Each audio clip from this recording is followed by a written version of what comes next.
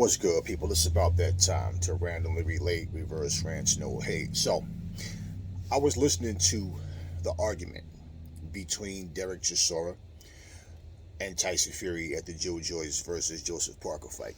Now, I'm not going to play the clip simply because you wouldn't be able to really hear it. It would be really distorted because they're talking amongst a crowd of people. So, I could hear it listening to them carefully. And I had to play it back a couple of times to really get what was going on. And pretty much from where the clip starts, I don't know if it's because they were already speaking. So I don't know what sparked the conversation between the two of them, or if this was on purpose because the camera was there. Because, people stage things to try to build something. Because isn't it ironic that Derek Chisora name came up? And then Manuel Char name came up. Manuel Char said out of his own mouth, that he was fighting Tyson Fury. Well, what they're arguing about, Derek Chisora and Tyson Fury, is he's telling him, send the contract. He's like, I want to fight. I want to fight. And he's like, sign the contract. Like, you have to send it first. Send the contract. Right? He's like, I want to fight. And he's like, oh, I'll do this, I'll do that. And he's talking about, this guy beats you and I beat him and blah, blah, blah. And basically, it's like they're going back and forth. I said before, maybe that's what the argument was about in the last video I made. Now, this morning, today is Monday, okay? The 26th. I just watched this video a few minutes ago and I said, wow, okay. Well, Derek Chisora tells him, okay, why don't I send you a contract? I'll send you an offer. And he said, you can't afford my wages, or something to that effect, laughing. You can't afford my wages. Same guy who talks about he don't care about the money, blah, blah, blah. Like I said, we know that that's nonsense. Every fighter cares about the money. Some of them are just dumber than others when it comes to making, wise business decisions. But at the end of the day, why are you even negotiating with anybody? And people will say, it's because Anthony Joshua didn't sign the contract. Okay, well, at the end of the day, like Eddie Hearn said, it took them forever to send the contract, and then why is he trying to rush it? Why is he trying to rush the contract? Like it has to be signed right away. Well, you're telling him, if your boy, he's talking about Anthony Joshua, he's telling Derek Chisora, if your boy doesn't sign the contract, I'll fight you. Like I said before, if he does not fight Anthony Joshua, he will fight a meatball, because that's what his plan was from day one.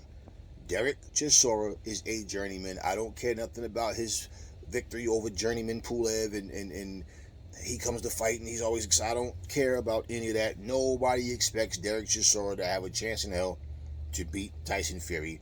After Derek Chisora loses, he's going to say, hey, I come to fight. I don't always get the decision, but I come to fight. This is what I do. I come for war and blah, blah, blah. But at the end of the day, unless he just gets extremely lucky and lands something that Fury just doesn't see coming or whatever, nobody's trying to hear no fight between Derek Chisora versus Tyson Fury, which would be the second one because they fought already. Okay, who cares? Like, who really cares to see this fight again?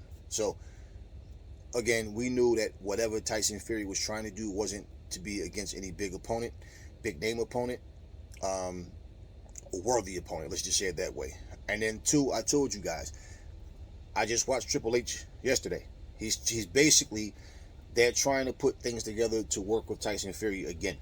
He was just at the Crown Jewel event and wind up throwing a punch at, I forgot who the wrestler was. But anyway, bottom line is, he's trying to just make things work for him.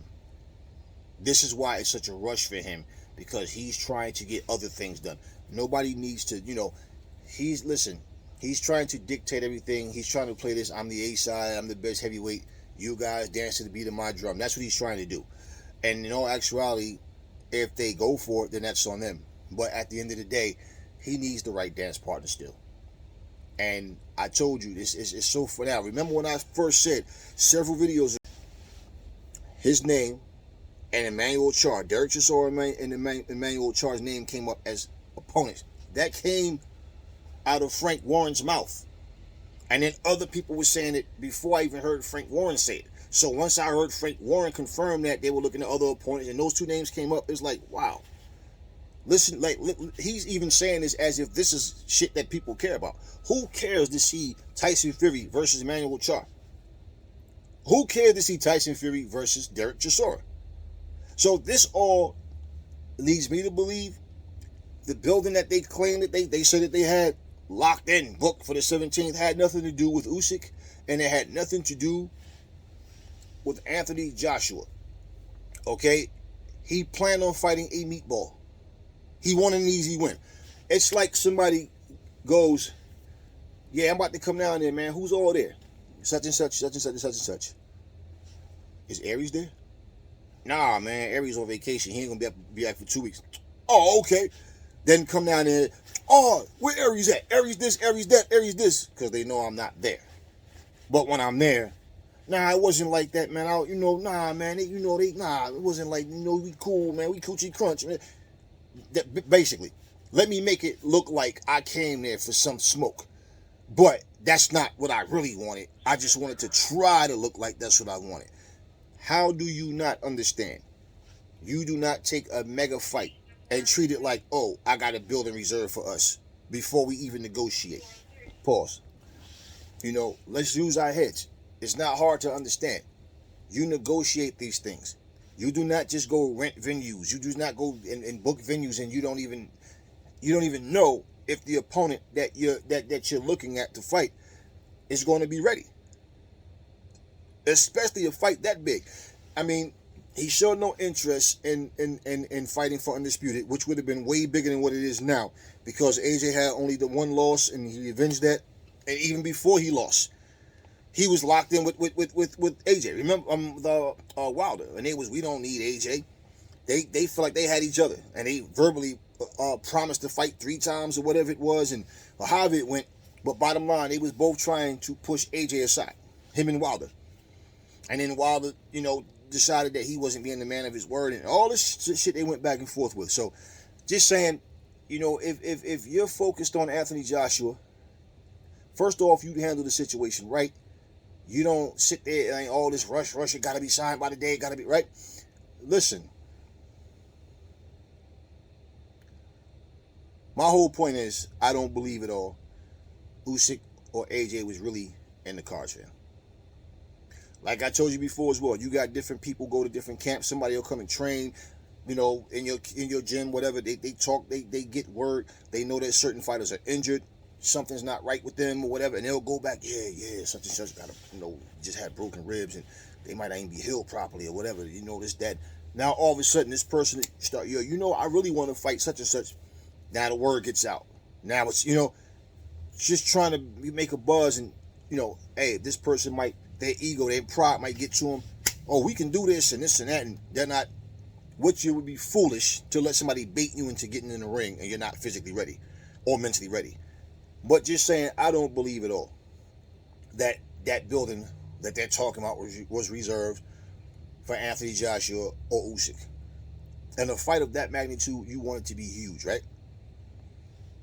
Remember how he complained about how Dillian White wasn't helping him promote the fight? He was promoting it by himself, but yet Dillian got his flat fee. He went from 5 to 8 million, but he wasn't getting none of the pay-per-view buys, none of that. And he's like, why the hell would I help him sell a pay-per-view and I'm not getting any money? I'm going to help him make more money? Nah. The event is going to sell. What's going to happen? What's going to sell is going to sell. Let him do the rest of it. Ain't that the same thing Wilder did to him?